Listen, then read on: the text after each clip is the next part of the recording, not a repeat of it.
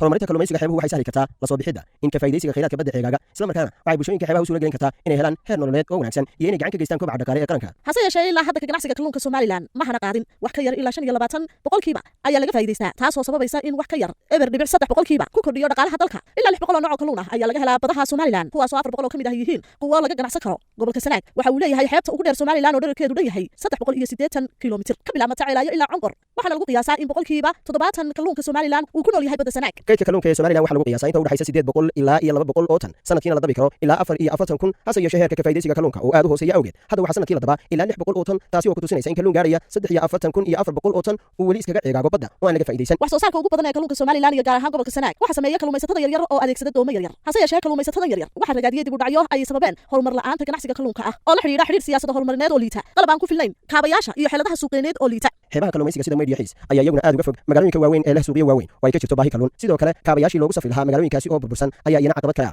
arrinkaasi oo horseeday in suuqyada Hargeysa aad ka hesho kalluun laga keenayo Boosaaso. sidoo kale gobolka Sanaag oo leh kheyraad kalluun oo badan aanu soo gaarsiin karin magaalada Hargeysa. wasaaradda horumarinta kalluumaysigu waxay garwaaqsatay in wax laga qabto caqabadaha hortaagan ganacsiga kalluumaysiga gaar ahaan horumarinta bulshada kalluumaysatada ah ee xeebaha ku nool iyagoo taageero ka helaya sanduuqa horumarinta Somaliland. wajigii koowaad ee sanduuqa horumarinta Somaliland taageero uu siiyay wasaaradda xanaanada xoolaha iyo horumarinta kalluumaysiga waxa uu suurta gashay inay wax ka qabato xagga wax soo saarka kalluunka. deegaanada Meydhiya Xiis waxa laga hirgeliyay qaboojiyayaal iyo barafadhaliyayaal kalluunka lagu kaydiyo. sidoo kale dib u dhiska dekedda kalluumaysiga ee Meydh waxa ay sahashay in kalluunka la keeno xeebta. si kastaba ha ahaatee xarumaha waxa la soo dirsay cilado farsamo oo joogta ah taasoo ugu dambeyntii sababtay in wax soo saarka kalluunka uu hoos u dhaco. nasiib wanaagsan sanadkii 2021 wajigii labaad ee sanduuqa horumarinta Somaliland ee SDF mar kale maalgelinaysiisay wasaaradda horumarinta kalluumaysiga si wax looga qabto caqabadaha wax soo saarka kalluunka sare loogu qaado. mashruucani wuxuu ka koobnaa ilaa 3 qaybood oo kala duwan.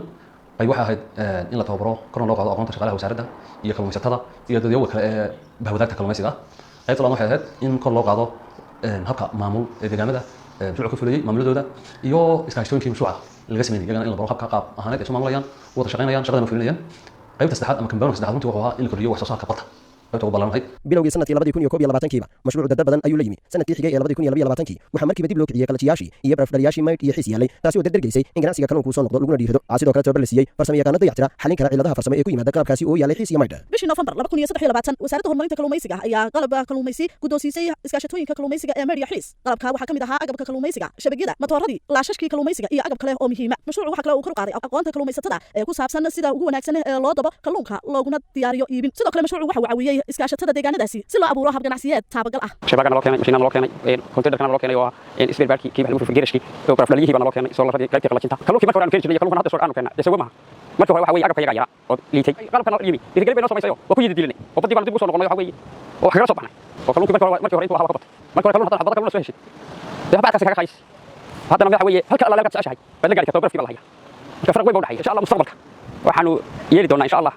inaanu iibsano oo iibsano oo waxa weeye oo waxaan kalluunka sii ballaadhino oo gobolada nagu xeeran oo aanu gaarsiino iyo gobolada iyo dawladaha jaarkeena. in kalluun badan la soo dabo oo jidka ku sii kulma inta aanu gaarin suuqyada ayaa kamid ahayd caqabadaha soo wajahay kalluumaysatada. haddaba si taasi looga hortago iskaashatada kalluumaysatada Ceerigaabo ayaa la siiyay qalab ay ku ilaaliyaan farsameeyaan kuna gaarsiiyaan kalluunka suuqyada si loo qalajiyo sida qalajiyaal iyo kaydiyaal. markay qalabkii heleen shabaagtii heleen qof buu ku degday qof buu ku shaqeeyay qof kasta wixii laga soo siiyay keenay. marka waxaan jecelahay kalluunkaygaas inaanu meelo badan gaarsiino inaanu ganacsigiisa ballaarino inaanu iskaashatooyin ka dhigno ballaarino oo dadku ka wada shaqeystaan oo in gudihiisa ka shaqeeyaan dibadkiisa kasta ay yeelato. waxaa sidoo kale mashruuca laga maalgeliyay dhismaha suuqii u horeeyay ee kalluunka oo laga hirgeliyo magaalada Ceerigaabo. suuqaas oo hadda la furayo waxaa la rajaynayaa inuu noqdo goob heer gobol ah oo ay kalluumaysatadu ku iibkayso kalluunkii ay soo dabteen isla markaana ay kor u qaadi doonto dhaqaalaha deegaanadaasi iyo nolosha kalluumaysatada. halka imka dhismo ku yaalo ayaan siin lahaa dhowr kuna dabeedna waan u sheegnay waxaan ku yiri wana diyaar saasi markii qolka SDF ay ku qolatay dhismihiina ay ku samaysay waxa kale say hilibkii kalluunka deeyo dadku barto ayaa loo baahay iyo meel lagu hagaago malaha qofka ku dalkiibiya qofka ku dalkiibiya dadka meel ku shaqada dalkiibiya laakiin kale meel lagu hagaago oo maartay la dhahoyn kuwan kalluunka